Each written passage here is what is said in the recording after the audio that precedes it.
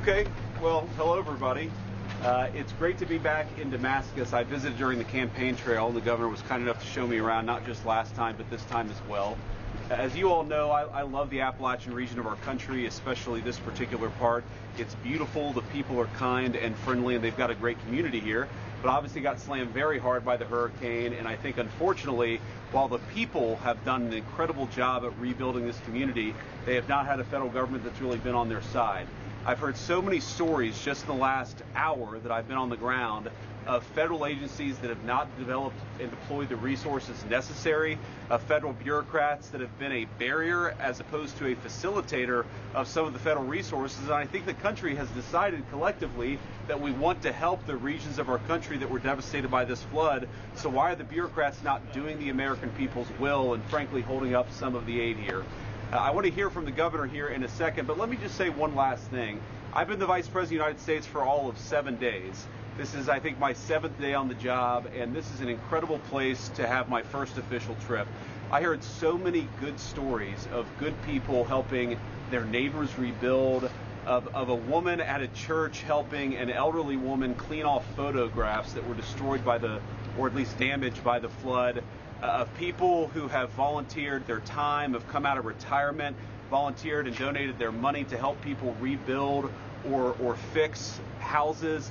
This is just an incredible place with incredible people, and I'm honored to be the vice president of a country that's as kind and generous as the people here in Damascus. So we're going to try to make sure the federal government does right by them, and I'm going to go back to Washington with that message and that directive from the people here on the ground in Damascus. It's great to be here, and let me just say one final thing. They are very, very, I think, blessed to have one hell of a governor in Glenn Youngkin. Thank you, Governor. Bless you, sir. Yeah. Bless you, sir. First of all, welcome to Virginia, and we're just so honored to have you here. And Mr. Vice President, thank you for keeping your word. Yep.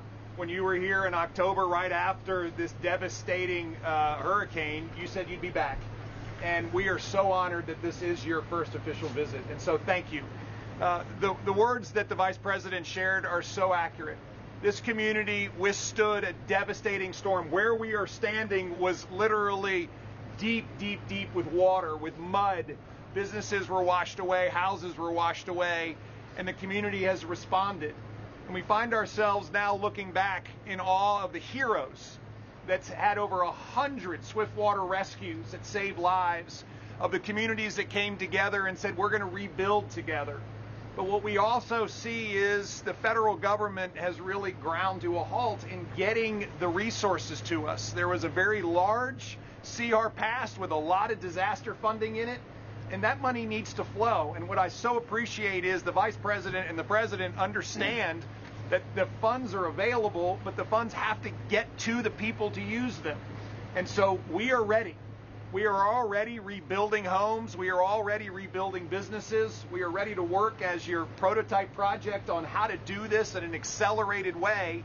And I think everybody here is encouraged to hear the Vice President's words that we're going to go to work together in order to streamline these processes, to get the bureaucracy and the red tape out of the way so that Virginians and Tennesseans and North Carolinians and South Carolinians and Georgians and the folks in Florida can get the resources that we need. And particularly as we see the devastating fires in California, there's another process there to be had. So, Mr. Vice President, I cannot tell you what it means to this community, to Southwest Virginia, to Virginia as a whole, for you to be here and to work with us to make sure that when we are rebuilding in a way that everybody in the nation can say, that's the way to do it. Absolutely. That's the way to do it. Great.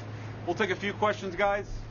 Yeah. Mr. Vice President, one of the things that I've heard from people that have been affected by Helene is they knew that there was a potential of maybe a flood, not to this magnitude, but they couldn't afford flood insurance even if they wanted to. Sure. Is there anything that your administration is doing to maybe lower some of those insurance costs? Well, first of all, as the governor said, the most important thing that we're doing is trying to pick up and fill the gap where the insurance isn't necessarily available. And there's been about $4 billion that's been earmarked for the state of Virginia Only about 47 million has actually been delivered or even promised to be delivered to the state of Virginia. So really what we're going to have to do, where there are major gaps in flood insurance, is to ensure that the people's government is actually helping people rebuild and recover after these terrible floods actually happen. Yes, there are things that we can do to make flood insurance more available. I think there's some regulatory changes that we can engage in, but the most important immediate thing that people here need is help recovering, help rebuilding, and that's what we're going to do. The basic thrust of Donald Trump's administration, whether it's defense policy to helping people in Damascus, is we're putting people over bureaucrats. The bureaucracy has for too long stood in the way of the people's business. That's going to stop, and we're going to fight to make sure it stops every single day. Do you have a timeline of when we might be able to see some of that federal response, Governor, even some of the state response? There's a home around the corner that's been split in half. This gentleman said that his mother, I don't know if you guys have seen the picture, she said his mother has had insurance, had flood insurance, but the problem was she couldn't get any federal insurance, and he said that she's getting run through all this rigmarole, and he's just looking for an answer. What could you possibly provide for him? Look, as soon as possible, right? We need to get back to Washington. We need to figure out what the holdup is and actually power through that holdup for people. Every single day after today is too long. We recognize these things don't always happen as quickly as they can, but the big difference now compared to a week ago is that people actually have an administration that's going to help them power through that bureaucracy. We're going to fight for them every single day. We're going to try to get that money as soon as physically possible, because that's what's necessary to help people rebuild. And I can tell you that we heard from business leaders today that even in the last week, they've seen more movement than they had seen before. And so this is the opportunity for us to, yes, cut through red tape, cut through bureaucracy. At the state level, I have a $127 million budget amendment in to supplement what has already been at least appropriated by the federal government. Now it needs to come out. And this is a sprint, because as the vice president said, folks can't wait. They've been waiting for 4 months since this storm, and they don't need to wait another day. Absolutely. Anybody over here? Yes. In 7 days of being in office, you have been to 2/3 of all of this devastation. And I want to ask you about East Tennessee being part of the funding to help people. I know a lot of people are appreciative, and we want to know if East Tennessee is going to be a part of that, and how this is going to energize, how you're going to energize the communities who have been great in helping each other. Yes, ma'am. So I actually met with a congresswoman from East Tennessee this morning, actually, when we landed. Obviously, we landed actually in Tennessee and then drove here to Virginia. Look, we recognize that while most of the attention from Helene is focused on North Carolina in particular, and to be clear, there's a lot of devastation in North Carolina. There's also a lot of devastation here in Virginia and also in East Tennessee. So our promise and our focus is going to be on leaving no American behind. That includes those in Tennessee and certainly here in Damascus. Mr. President, can you preview at all what some of the specific changes you'd like to see with regard to FEMA's response? And does that include possibly eliminating the agency as the president has suggested? Well, so first of all, it's not just FEMA, right? There's Housing and Urban Development. There's the Department of Agriculture. There's a lot of different agencies that are coordinating a response to this particular problem.